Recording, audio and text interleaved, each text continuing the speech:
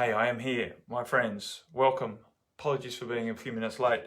It is the 17th of November, 2021. I'm a little bit, my freaking cap. I'm in work mode, outside work mode. Things to do, a bit of a deadline for a project. Anyway, I've got the plumber coming later and something needs to be done. Anywho, hey, it's just, that looked like Colleen. Yes, 17th of November, this is Chat with Matt, here to shoot the breeze, talk for about half an hour or so about what's going on in the world and how we can serve you, potentially facilitate some transformation. That's really what we're here to do. I'm not really here to deliver information, but more to hold an energetic space that is in some way beneficial to you. That's our big intention, to benefit you, to encourage, support and inspire the process of transformation to keep occurring for you individually, not to my agenda, but to what is really serving you based on what your higher self knows is the state of being that is best going to allow you to express your divinity here on the planet. Anyway, I do have some questions written in ahead of time, and I was intending to get there as well as needing to have a drink because I'm about to cough. I've got all sorts of dusts in all sorts of places, including the back of my throat. I'm glad I don't work as a builder anymore, that is for sure. Here I go. I'm trying to concentrate on my computer and be entertaining at the same time, and it doesn't work for me. Unfortunately, not great at multitasking, which in some way is good. Here we go. Forgiveness is the lubrication that allows your past to easily be released. Spread it on everything. And there's me doing the fish pose, much your sun at sunset. So here we are. I have a question from Zena, and I have a question that was written in during the week from Sister Tracy. So let's start with Zena, because that's order, and please feel free to add anything in as we go, and I will endeavour to keep on top of that as well. So Zena asks, any suggestions on doing a personal reset, that's in inverted commas, to clear heavy energy? Also knowing if a repeat pattern is no longer life or soul serving and taking intentional action to clear. Okay. So doing a personal reset is always great, always great. You can't really get that wrong. Some people I know, maybe a little bit extreme, like to do a form of reset every night and every morning. So they're always, in access consciousness, for example, they, uncreate basically all of their relationships, which is not just, with spouse and children, but all of their relationships, your relationship with your car key, the relationship with your job, your relationship with your own sense of identity every night, right? You clear it away because it leads us down narratives that are not so beneficial, right? We get caught up in our own stories. We keep creating upon creation, right? A lot of it is not, well, it's all real, but it's because it is, if we're thinking it's real. But it doesn't have to be that way, right? Nothing has to be that way. So the point is to clear the slate so that we can be more intuitive and more in the moment with how we're doing life, right? And less reactionary based on narratives and stories that we're carrying with us. So you said to clear heavy energy. The point is, I wouldn't get too caught up in trying to clear heavy energy right now in this idea of a reset. I think what's important is that we come to accept that many of us are experiencing heavy energy at the moment, because that's what we are in the process of releasing, and it's not a wrongness. And I know it's hard to keep going, and it feels like a drag, and it doesn't feel very functional to be consistently experiencing heavy energy. But that's just the sign of the times. At the moment, there is a lot of heaviness going on around it, and thus as us as sensitives and empaths, etc., are feeling that. So what's important, I feel, is not to get too caught up in thinking that it's necessarily yours to clear. What will naturally happen as you find an acceptance of the heavy energy that you are currently experiencing, right? What I'm feeling is what I'm releasing. When you find that acceptance, then the heavy energy no longer influences you so much. But yes, do resets all of the time, whether they're short-term resets like every day or once a week or once a month, or just every now and again you go, right, I really need to have a break. The bigger breaks, are like go camping, get out into nature, to turn off your, detox, whether that be with your diet, whether that be with your company that you're keeping, whether that be with your social media. I was going to show you my phone, but I'm talking to it. But yeah, turn your phone off, right? Get out, turn the television off, go away, or at least sit at home and do something therapeutic for yourself. Do some gardening, get out in nature, do some exercise. Exercise is a great way to reset emotionally and mentally when we're caught in loops and whatnot.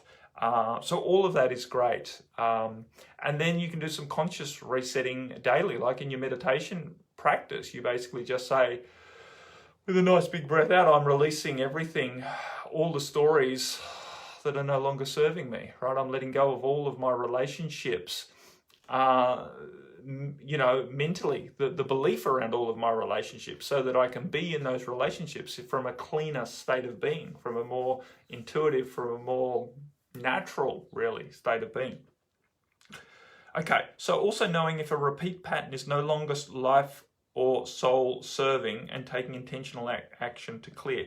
If you've become aware of a pattern and you're not liking it, then it's most likely not life or soul serving. I think we know that stuff intuitively. I don't think there's any way that we need to become sure of that, like some special process. Patterns are patterns. Patterns in general are limiting.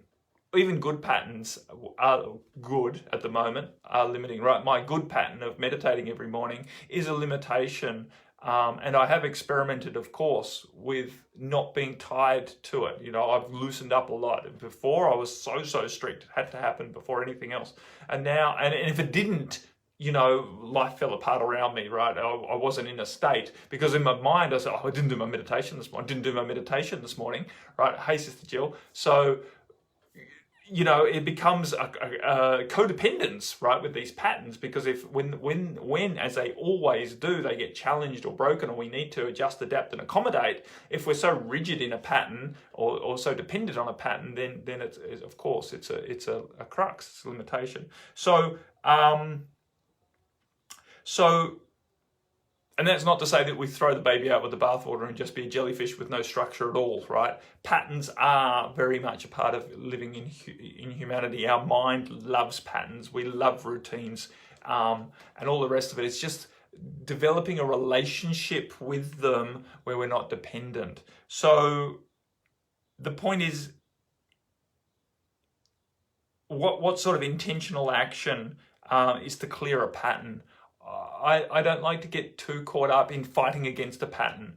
I like to just maintain awareness that I have a pattern and choose to keep aligning myself with an intention to expand beyond it, right? I don't need to get rid of it. I don't need to break it, right? Breaking habits, breaking bad habits. That's freaking hard. That's a fight within yourself, because why is that bad habit there? It's a coping mechanism. So if you're not addressing what you're coping about, then to try and break the bad habit is pushing shit uphill with a toothpick, right? Excuse the vulgar expression, but you get the picture, right?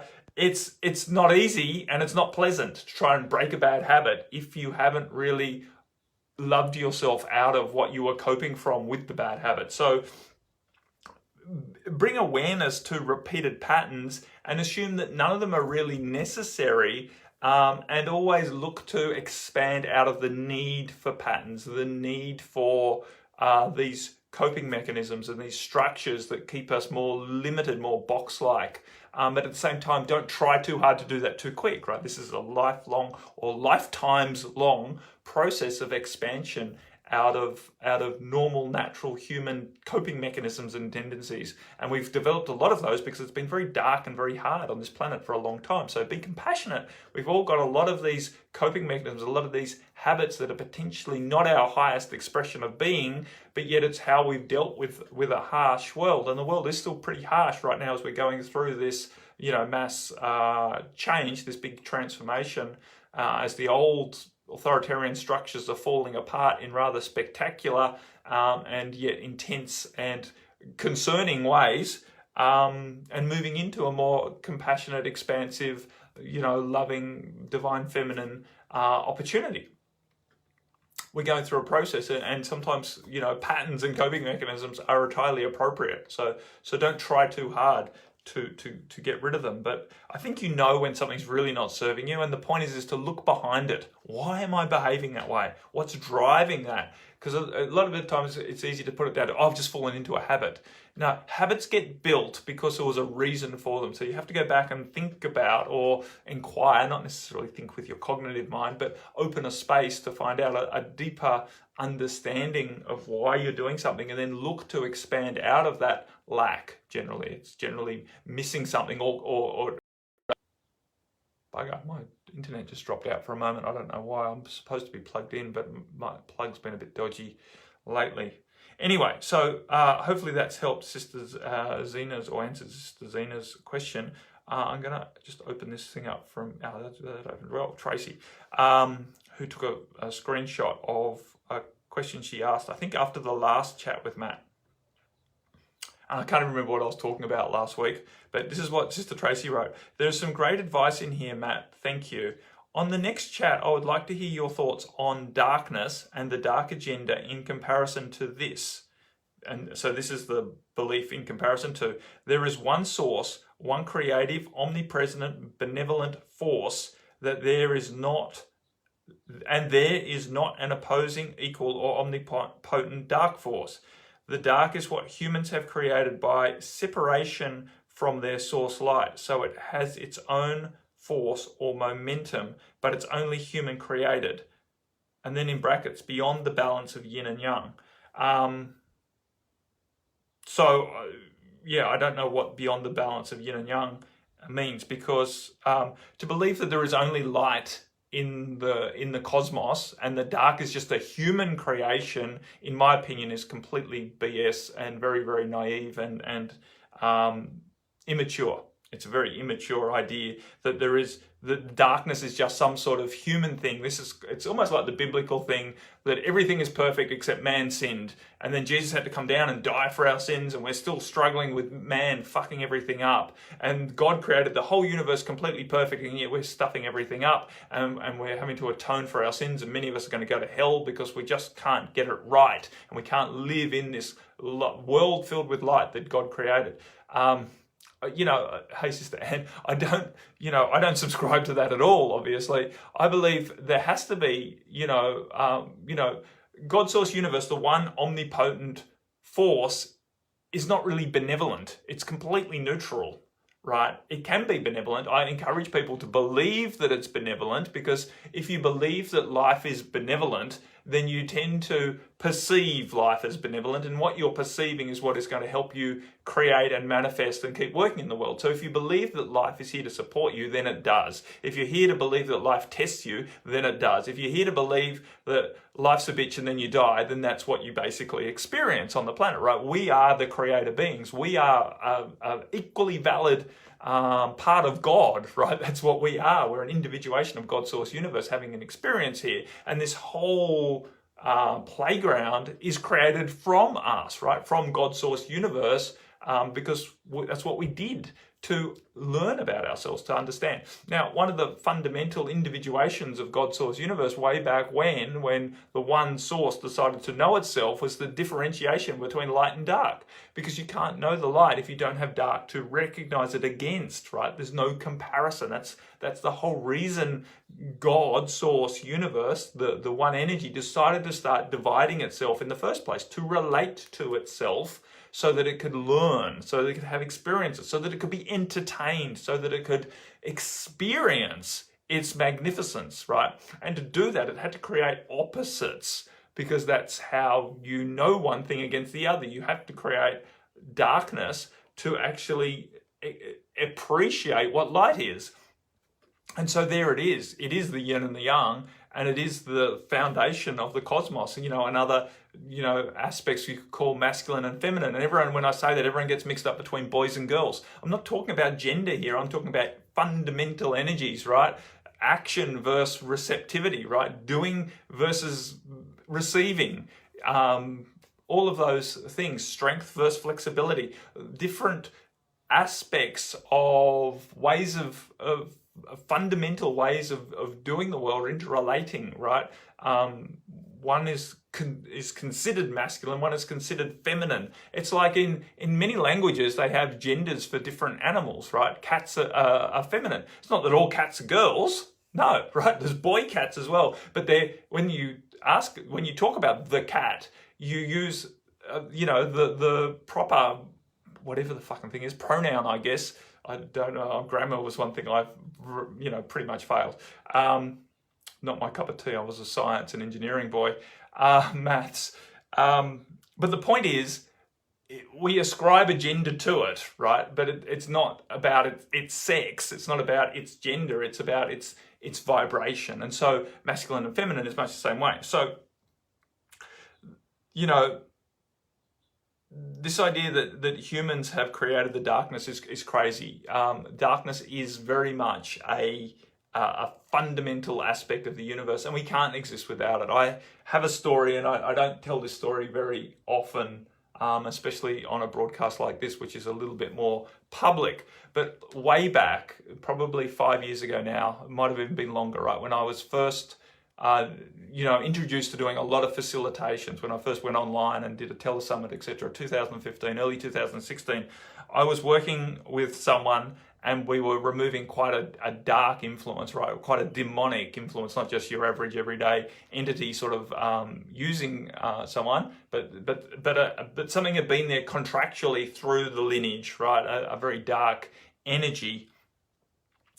And so, I was a little bit naive, but I'm working with high-level beings, right? Mantara has some very high-level beings, and I won't name drop some of the ascended masters that are in there, but anyway, they're quite well-known ascended masters, some of them of biblical proportion. Anyway, so I'm there doing my light language, and I've got, having my own experience of the light languages. I'm basically doing a excommunication but what we're really doing is we're negotiating the contract that was made, the oath vow, the promise that was made by this person's ancestors with this particular dark force, demonic force, which I could see in my vision. And there'd been this whole standoff where this dark being was here and they had a whole army with them, and we were there with the light, and I, had a whole army, and I wasn't doing the negotiation. Higher level beings, much bigger than me, I'm just holding the space for the client, right? And their higher self is there, etc., etc. Anyway, so there's this negotiation going on, and the dark forces are showing their strength by being, fearsome and aggressive and trying to inspire fear in us, and we're holding the light and holding love. And it gets to this standoff point, and then the dark forces back down, right? Because they're not more powerful than the light. This is the point. They try and frighten the light with a dark show of force, right? Threaten you to see if you will cover your light up in fear, and then they can have their way. Anyway, so it's this negotiation happening around whether this contract is still valid. We're saying it's not. It's null and void. This person is choosing freedom. This person is choosing to no longer honor the contract that was signed by someone else. So anyway, they finally backed down and they left. And I sort of was of the intention that we should basically chase them down and finish them off, right? Destroy them, right? We won this negotiation, this intense standoff. And basically the high-level being who was with me looked at me and said, "Don't be stupid. We can't destroy the darkness. It's balancing the universe, right? It's balancing the universe. We can't destroy that. That's a necessary part." And then went on, our job is to hold firm boundaries. Our job is to negotiate for people's free will. That's our job, right? It's not to destroy the darkness. We can't do that. We can't save people from the darkness. If people want to engage with the darkness, they're welcome to. It's part of their soul's journey. It's part of their evolution. So the point is God source universe is neutral. The totality is neutral. Yes, there is a source of light that many of us who are light beings are drawn towards. Yes, there is a source of darkness that those who are dark beings are drawn towards. They're not necessarily controlling forces, but more hubs of emanation, if you like. So it's not a battle. It's not a battle against them. The battle is within yourself to claim what you are choosing, to rid yourself of the influences that are left over in your field from the past, indoctrinations traumas and aversions and desires left over from experiences in the past that are influencing your ability to be the expression of light that you are choosing, or the expression of darkness if you're choosing. Not that I anticipate any beings of darkness are watching this, because it would feel completely abhorrent to them, because I work with beings of light. Not that I'm right? Beings of darkness are not wrong. It's just, it's like two people playing chess. One person's got the white pieces, one person's got the black pieces. One's not better than the other. They're just the same. But we differentiate the two to have a relationship, to have an experience, to have, this challenge in life. So hopefully that has answered that, Sister Tracy. I'll close that and I will go back to here, because I did notice Jill writing something in. I need to drink. That's what I do need to do.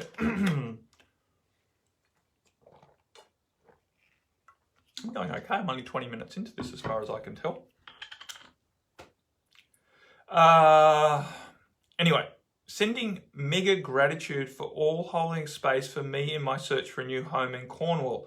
I can report a fantastic success with a new home presenting to me that has boxes ticked for me I didn't even know I wanted. Even have a garden with woodland at the top, and a fast-flowing spring alongside, a veggie patch, a solid fuel fireplace, and a 30-minute walk to the sea. I felt at home the moment I went in. I love that feeling when you're looking for a new home and you just know it. I remember when we found one in Australia before we came here to New Zealand. We drove down the road and we got to the gate and we go, oh my God, this is it. We didn't even have to get out. We knew, and this is after weeks of searching, we knew before we'd walked in that it was the right place. We just felt it, right? And then when we walked in, yeah, there were some challenges, but it was, it was awesome. My darling pussycat Blackie has even found me a cat down there too. Lost her owner and stayed in that house alone. I asked the estate agent to find me the right house and I would rescue the cat. Molly, an elderly lady. I guess the elderly lady's this little cat. Yay. Thank you. Awesome, Jill. Very exciting, and always great to celebrate such victories when things fall into place. And I remember a couple of weeks ago, it felt like a bit of a challenge for you, or maybe it was even last week. I think you reported in that it was drawing out or seeming, we have our moments of doubt and our moments of fatigue when we embark on such huge transformational journeys. And very, changing house is one of the most stressful things we do, because our home is our castle, our home is our security, our home means a lot. And I know you were in your last house for a lot of years, several decades. So well done. And we've definitely continued to hold space. The move to the new place and all of the legal whatsamajiggies all flow through with ease and grace.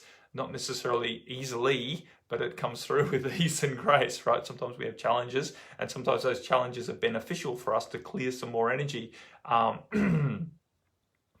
And the home feels really good. I love the idea of running water down one boundary or close by, and the fact that you've got the woodlands and the sea close. It sounds like you've very much connected with something that is going to nurture you in the nature spirits, and very much, down to earth type opportunity. So well done. Awesome. What else, my friends? Anything else? I've still got another at least 5 minutes or so. I don't think I've missed any questions, although I might just click on here. It's going to open up and start making noise. I know you guys are watching. Is that it? It's just the two comments. Hi, Matt, and that. Okay. Yeah. Are you looking for a lodger, Jill? Awesome, Anne. Anne's also in the UK, I know. Cornwall. Was it Cornwall? Yes.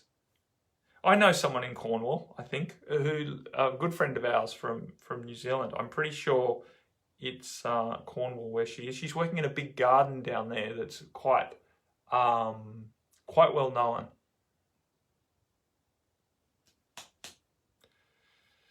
Yeah, a good friend of ours from when the kids were smaller. Although I'm just struggling to remember her name now, which is embarrassing. Anyway, It's very saintly, as the road is St. Piran's. St. Piran's, I don't know if I'm pronouncing it right. And the town is St. Austell. Awesome. That's my calendar telling me I've got to get back to work. I booked myself out today because I've got to get this job done.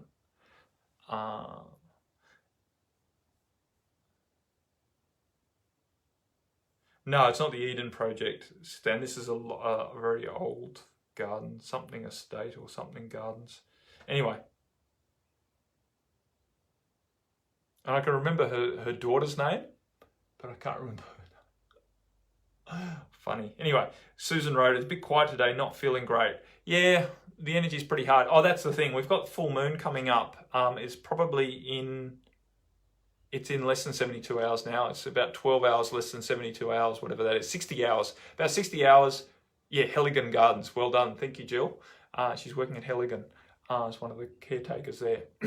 Getting paid crap, apparently, but it's quite prestigious work for one who's into their horticulture.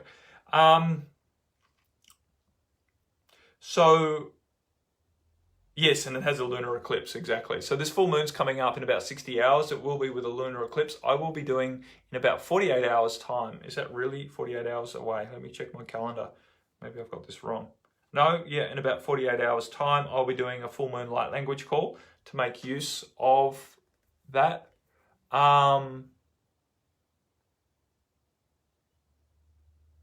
Oh, that's a shame, Betty. Betty said, I'm feeling sad because I auditioned for a percussion job today and didn't get picked. Left feeling down. So take some breaths and trust that what you're feeling is beneficial.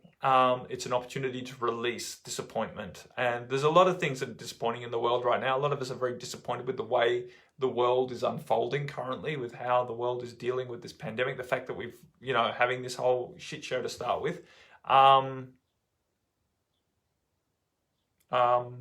So yeah, trust that the experience is not a bad one, and you don't need to take it personally, and use it as an opportunity, Betty, to release that disappointment and allow yourself to expand out beyond it, so that you can, just come back to visualizing your ideal life and, getting the joy that you get from your music and your drumming, etc.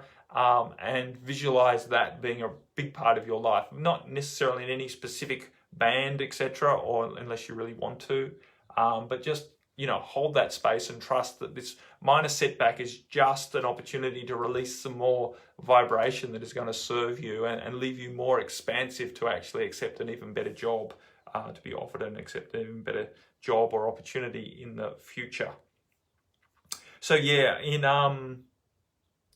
in 48 hours time or so, we'll have a light language session, which is happening before the new moon, the full moon, but I thought I would do it before, because this is coming with I quite often do them right at the exact time, but it's not really appropriate for me. It's a bit late at night, and it doesn't really meet in with time zones for the rest of the world, Americas, etc. will all be asleep. Americas, Canada's, that time zone won't serve. So I thought I'd do it in the morning, about 12 hours before the eclipse happens, and we'll set ourselves up. And usually at that time, it's even more intense in the discomfort, I find, right? The lead up to the full moon, which is what we're in now, what we're starting, 72 hours before it, we get this intensity, which is not always a high vibe intensity. It's not always an intensity, like an overwhelming intensity. Sometimes it's an intensity of, what's the point, right?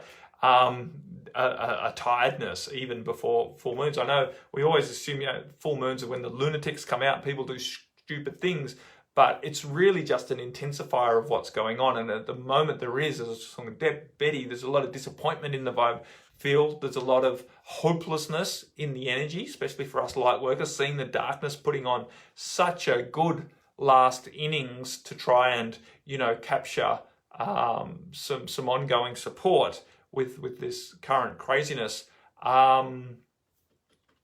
It's difficult to maintain our aspirations for the Earth that we're looking to experience for ourselves, right? From quote unquote new Earth, 5D, whatever you want to call it, right? I don't get too caught up in these, but it's our dream, our life, our societies. It's hard to maintain that when we're sort of getting slapped around and these mandates and this and that and various agendas and division and polarity and mayhem in the world, this chaotic period of cauldron of interclashing polarities, which is really awesome for transformation occurring, is not comfortable. It's not comfortable. So in this discomfort, it's really hard to stay positive. The full moon's coming along to intensify what we're experiencing, which can feel like a intensification of the down energy, of the hopeless, useless,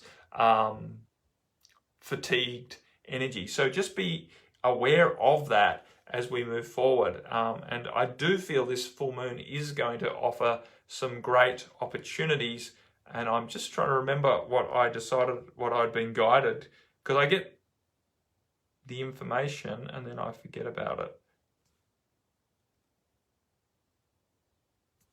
I can't even remember where I've left it now.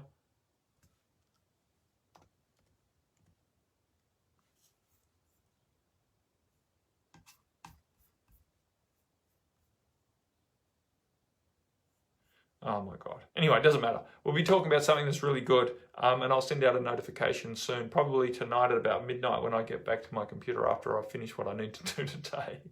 I've got a busy day. Sister Jill wrote, Heligan is about 3 miles away and Eden Project even closer. I'm told dolphins visit the bay too. It feels very connected and are coming home for me. Awesome, Jill. Really great. So I trust that you'll move there. I won't ask any more questions because I've got to get off this thing. Much love to you all, friends. So yes, we will be sending out notification in this group, the Bright Light Beings group, as well as via email, to invite you to this full moon eclipse preparation, light language experience. So yeah, look out for that. And we'll talk then. Bye for now. Much love. Keep breathing. Stay relaxed. Trust that the intensity that you're feeling, no matter how uncomfortable, is a process that is beneficial. The more that you believe that it's beneficial, the more that it will benefit you. That's the truth, right? You don't need to, how can I be sure it's beneficial? You can be sure it's beneficial because you've chosen for it to be beneficial. That's the point, right? We lead, we don't follow. A lot of people, but I'm not sure that this is beneficial. It feels so uncomfortable. You choose that it's beneficial. That's the point. It's not trying to get the information. It's aligning yourself with the outcome, right? Lead, don't follow, right? Put the horse before the cart. Make a choice. It's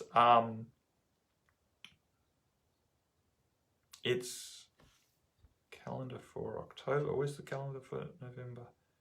Anyway, sorry, I'm distracted. So that's it. Trust the process. Be compassionate. Allow yourself to keep progressing. What you're feeling is what you're releasing. You are loved and you are supported in so many ways, my friends. Bye for now.